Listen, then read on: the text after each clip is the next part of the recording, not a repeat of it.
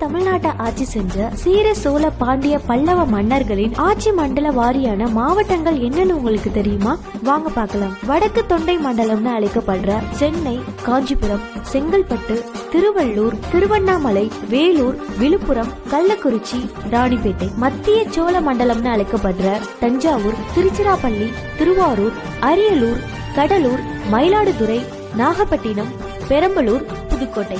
மேற்கு கொங்கு மண்டலம்னு அழைக்கப்படுற தர்மபுரி, கோயம்புத்தூர், கரூர், ஈரோடு, கிருஷ்ணகிரி, நாமக்கல், நீலகிரி, சேலம், திருப்பூர்.